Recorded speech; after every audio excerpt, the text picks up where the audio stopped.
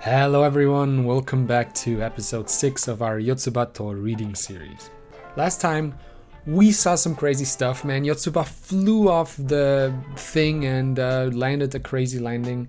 And today we want to see what happens after. So these two girls meet and they're sisters. Just for recap, the elder sister was looking for Yotsuba because she met her father, who was wondering where she's at. And he just asked her, like, can you look out for Yotsuba? Maybe you see her somewhere. And now she's looking for her. Now, while walking, she sees her sister and is like, Ena, いいとこに来た。風花姉ちゃん。帰ってくる途中で、変な子見なかった？見た。え? So these two girls meet and the elder sister is like, Ena, いいとこに来た。Ena is her name, so the small girl's name, and いいとこに来た means great timing. You came at a great timing.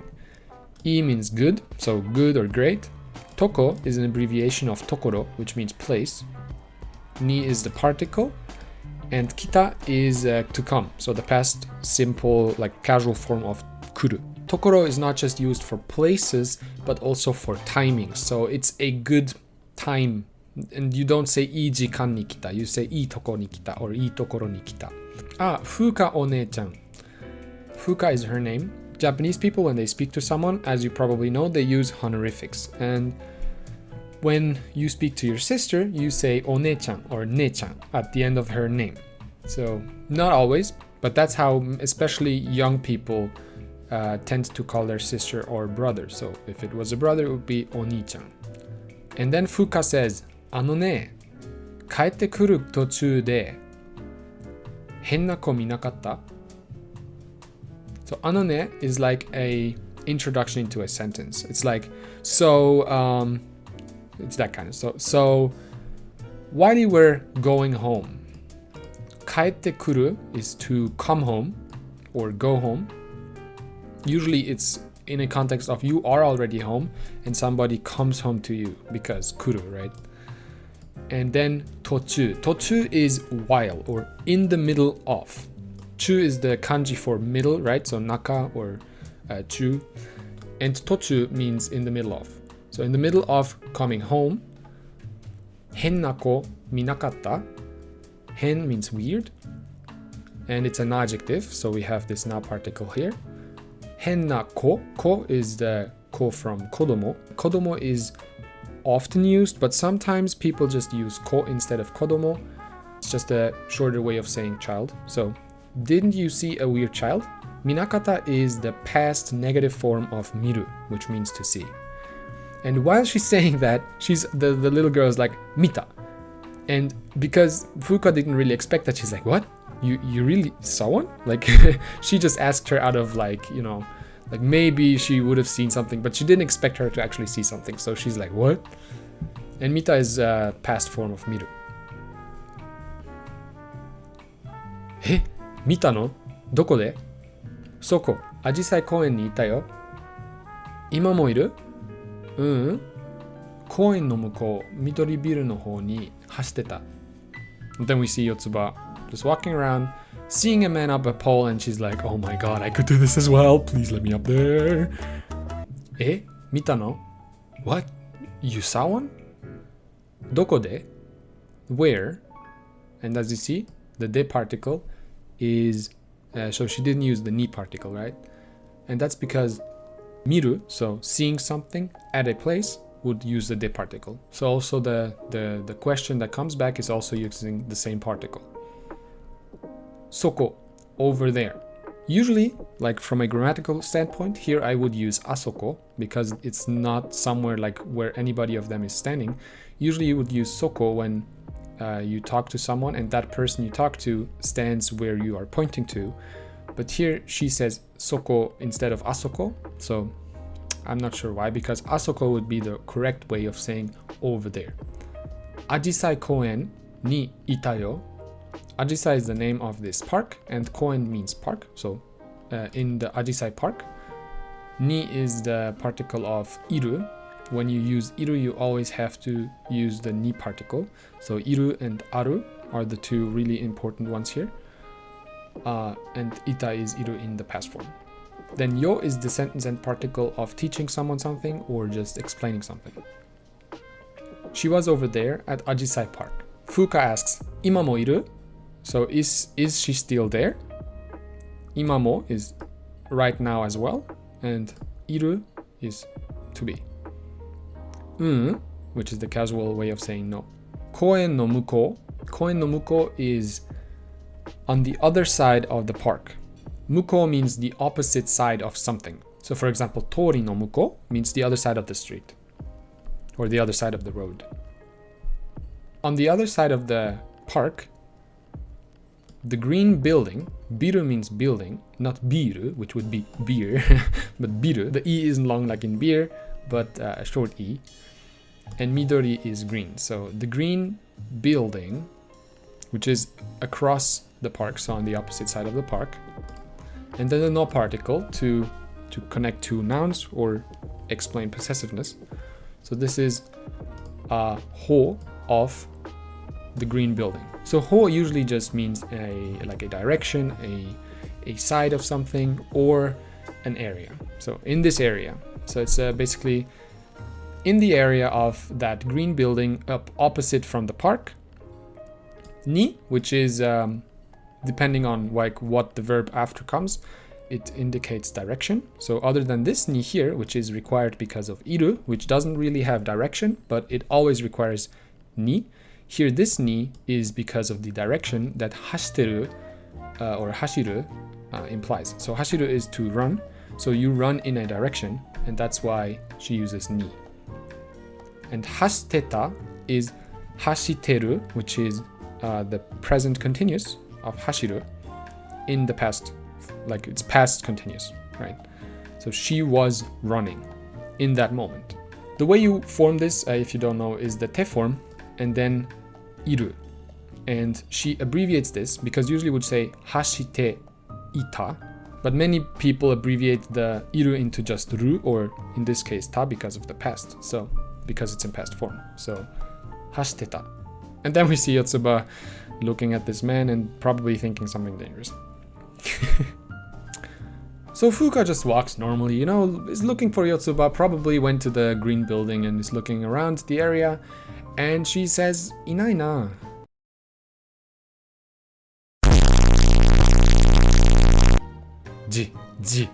What?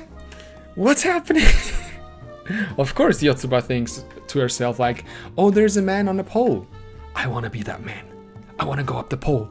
So of course she climbs up the pole, right? Fuka first is like, inai na. So she isn't here. And the na at the end of inai is when you are expressing a thought verbally without really talking to someone. This is something many Japanese people do. If you want to hear more about sentence and particles, check out this video here in the upper corner. But just to explain it real quick, usually Japanese people, when they do something and they want to express a feeling of anything, they say the adjective or the verb with na at the end. So it's like, kawaii na, oh, she's so cute, or atsui na, oh, it's so hot, or anything like that. Oishii na, it's so good, right? So delicious. And this ji is just the sound Yotsuba is making while climbing up the pole. So it's just ji. 変なやつだー。お嬢ちゃん、何してるのかな？セミ。そっか、セミか。やっぱり夏はセミだよね。変なやつだー。So that means it's a weird fellow, it's a weird person. 変なやつだ。So she found her weird person, and she just asks Yotsuba like, お嬢ちゃん? お嬢ちゃん means like little princess or little girl, usually used with like, yeah, little girls, young lady. Like ano means in Japanese. They don't really say or they use ano and eto, which are fill words when you don't really know what to say. So in between sentences usually. And Yotsuba's like, like what? And Fuka goes like, what the hell are you doing? 何してるのかな? Nani means what? Shiteru is again the present continuous form of suru. So as before, we had the same form, but with another verb, and in the past, I think. Here it's just the present continuous of suru. So to do right now. So what are you doing? Shiteru. Again, it's abbreviated. Usually it would be shiteiru. So the iru at the end, shite is the te form of suru, and then you have iru at the end. And many Japanese people just leave away the I. So they say shiteru instead of shiteiru. That's just casual way of using this form. And she says like, nani shiteru no kana? And no is the question particle at the end of a sentence when you talk in casual form. Usually you would be like, nani shite imasu ka? Which is basically the polite form of saying this. Nani o shite imasu ka? But she leaves away the o after nani, which would usually be in there, but because of context, it's clear what she's trying to say. And shite imasu is shiteru. And then the ka, instead of ka, you say no when you talk casually about something. So casual questions can be asked with no at the end, especially when you use verbs at the end of sentences. So nani tabeteru no? Mainichi nani taberu no? Ashita doko iku no? All those questions just have no at the end because this signifies that it is a question. And then kana is when you wonder something. This can be used at the end of any sentence, especially questions, but it is used often. And it just means that you express that you wonder about something. So if I want to say, where am I? Or where is this place? You can say, koko doko kana? That's how you wonder about stuff in Japanese. You just put kana at the end of a question. And her answer is semi. And Furuka is like, semi. And she comes down, za, semi.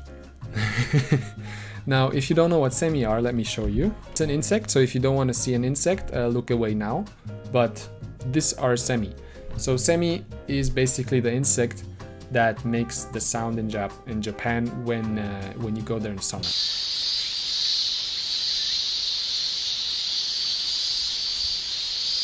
Anime, you hear this all the time, and usually when you want to like make a Japanese ambiente anywhere, you put on semi and everybody goes like, oh my god, this sounds like Japan.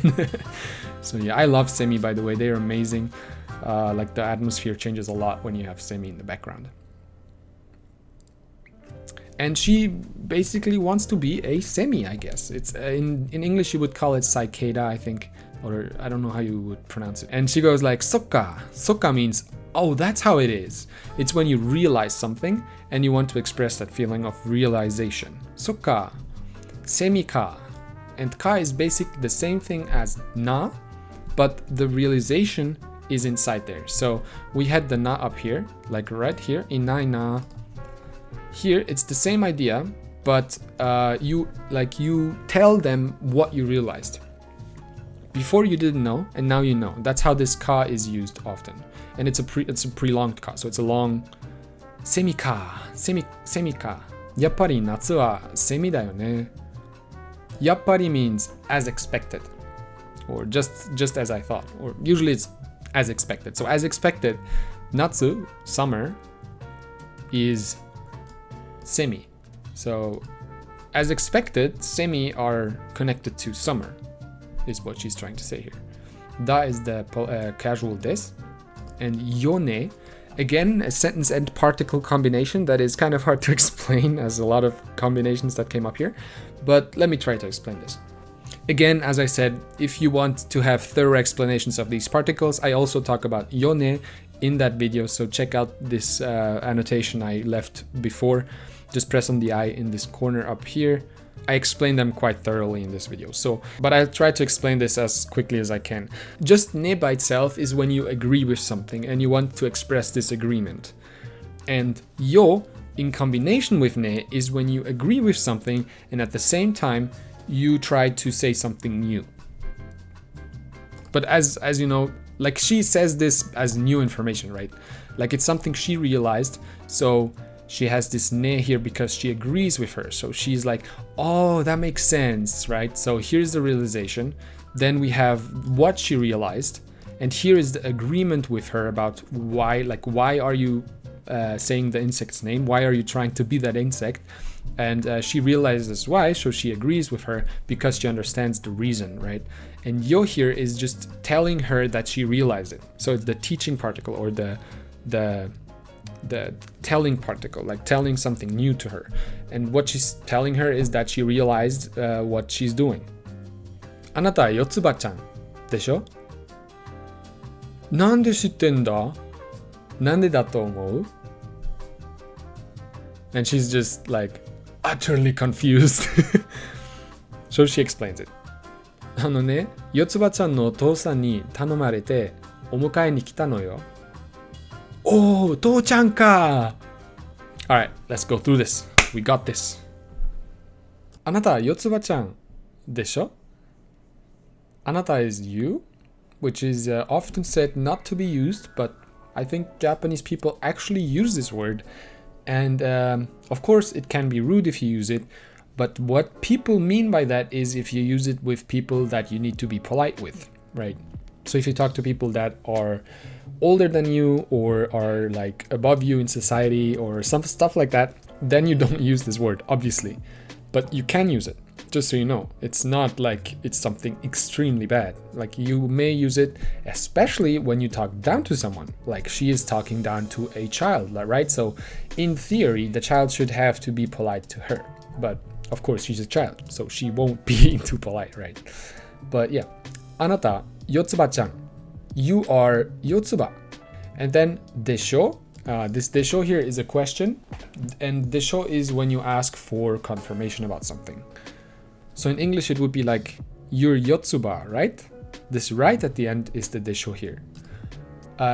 Men would probably say daro, which is just the more, like the rougher way of saying desho. It's also more casual. I think girls can use this as well, but it's quite manly. Like daro. なんで知ってんだ? And here we're getting into something extremely like contractions are a thing that Japanese people love.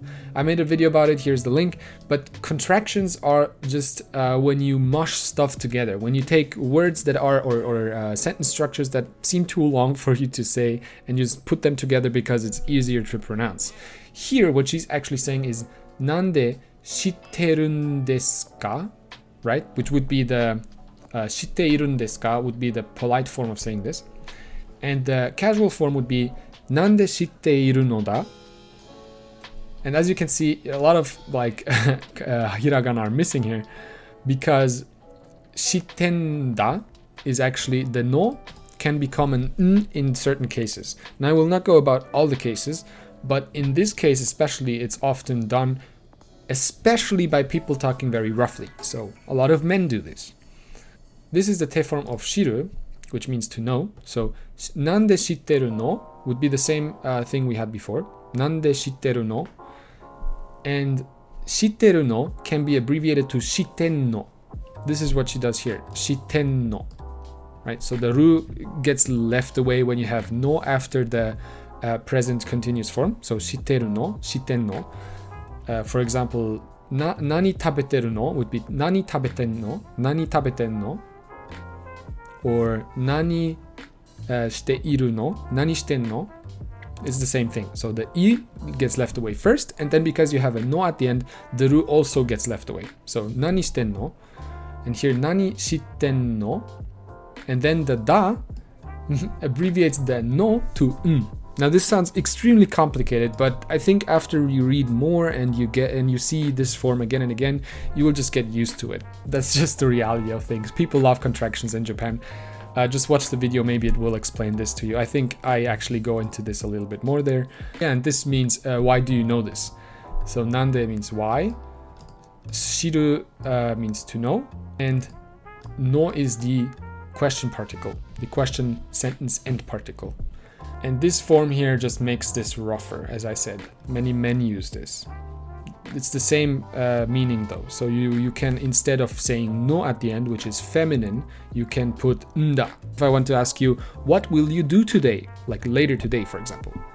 Kyo nani suru nda? So what will you do today? And the feminine form, or just the normal form, would be nani suru no? Kyou nani suru no? As you can see, there is a little bit of a difference, and the nda is just rougher. Fuka says, Nande da to omou? Nande is again this why. Da is this. And then we have to omou. That just means to think. And think, this omou here, the verb think, always uses to. It's like you. You means to say. And this you also always uses to in front of it. That's just the way, like iru uses ni, aru uses ni, and omou and you use to. To omou. So why do you think is that? Fuka just explains to her, Ano ne, Yotsuba-chan no otou-san ni tanomarete omukae ni kita no yo. Now again we have these ends and particles and stuff, but let's just go like word by word. So ano ne, this again is like a introduction into a sentence. Ano ne is when you want to explain something and you want to like tell the person that now after this you will explain something. It's like an introduction to an explanation. Like here we had this ano, right? And here this is basically the same ano, like ano ne and ano. They have the same function. They just go into a sentence, and this is used when you don't know what to say. Here it's more like an introduction in terms of context.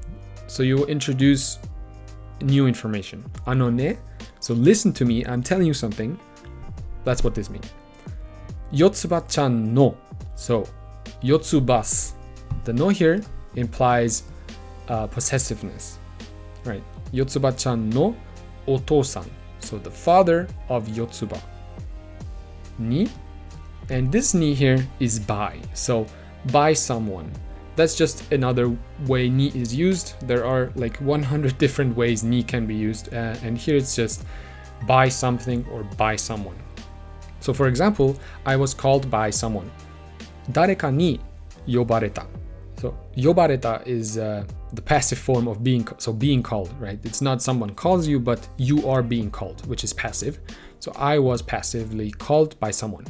Dareka ni yobareta. And here again, because it's by someone, you use ni. This is the same ni. So by your father, tanomareta. And tanomu means to ask someone to do something. You can use tanomu also as an appel, to tell someone, please do this for me. So I'm begging you, I'm asking you to. You can say tanomu. So I'm sure you've heard that in like dramas or anime. It's used a lot. Tanomu. Tanomareta is the passive form. So I was asked by your father. She is the subject here, and her father is the object. That's why this is the passive form. And here it's the te form of the passive conjugation. Tanomarete. And why is this the te form? And that is because you put together two things, two verbs, which are one after the other. You always use the te form for the first verb and then the normal form for the second. You could also string three verbs together that come one after the other, and then the first two verbs would be in te form and the last verb would be in whatever form the whole sentence should be. It's always the last verb that indicates the tense and the conjugation, and the rest of the sentence is usually always the same. So here we have tanomarete, omukae ni kita. Kita like indicates that it is past form. If you would say tanomarete omukae ni kuru, it would be future tense or present tense, right? So tanomarete is always the same, it doesn't have anything to do with the tense, but this indicates that it's passive and that this is before this happens. And mukae ni kuru, so this is kuru, right, in past form. Mukae ni kuru is a fixed verb, which of course is like, for example, benkyou suru, made out of a noun and a verb and then like put together, which makes a new verb, which is actually a verb, which is in the dictionary this way. Mukae means to like get someone, picking someone up or picking something up, usually someone. And mukae ni kuru just means to come and pick someone up. Weirdly enough, you actually say this when you go somewhere, which doesn't make sense in my head, has never really made sense in my head. But if you would say mukae ni iku, then it means something else. Now, I will not go into details because it's kind of weird, but mukai ni kuru always means to get someone. Even though you yourself, the one that's doing the action, is actually going to get someone, right? You're going to a place and you pick someone up.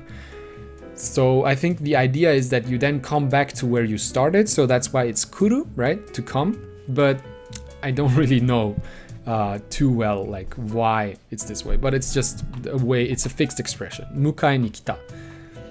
And the o here is a politeness form. You can say o mukai ni kita, like o benkyou suru. Or you can just say mukai ni kita without the o. There are different ways of saying this, and the o is not really indicating anything to the new, like it doesn't really have any purpose in terms of meaning, but it's there in terms of politeness. Omukai ni kita no yo. And again, we have now a sentence and particle, which is no yo. This no yo makes the sentence very feminine. Another feminine sentence and particles would be wa, which it comes to my head now. Which, for example, if you would say this sentence as omukai ni kita wa, then it would be even more feminine. But this is also a way of saying something in a feminine way. And usually this way, if you string no and yo together, you have a feminine way of explaining something. You could just leave the no away. It would just be omukai ni kita yo. Then it would be the standard way of saying something in an explanatory way. But because of the no, this sentence becomes feminine. Yotsuba's like, oh, to-chan ka. And the ka here again is the same as with the semi here, which is like realization of something. You realize what the other person is saying and you acknowledge that. So you're like, oh, so about that. Oh, so that person. Oh, that object. This oh is this ka in this context. So here again, to-chan ka. So it's father. Yeah. I think this is enough for this episode. This was quite loaded with a lot of information, so I will stop it here. I think we're already at 30 minutes or something after editing. So yeah, that was episode 6. Thank you so much for watching. Next time we will get into them going home, them talking about themselves and all the cool stuff. And we'll see how their relationship develops and what will happen in the future. We're almost done with the first chapter, which is insane thinking about that. We're still at the first chapter. Like, I'm going through this so slowly. So one thing I really want to ask of you is please tell me in the comments if I should go faster or maybe even slower. I don't know, but just tell me what you think of the speed, because I'm not really sure and I want to know. But anyway, I will record the next episode now so that I can whip it out as quickly as possible. I've been on a hiatus for a long while now, and I thought I should just get back into it. So here I am. All right, thank you so much for watching, and I will see you in the next one.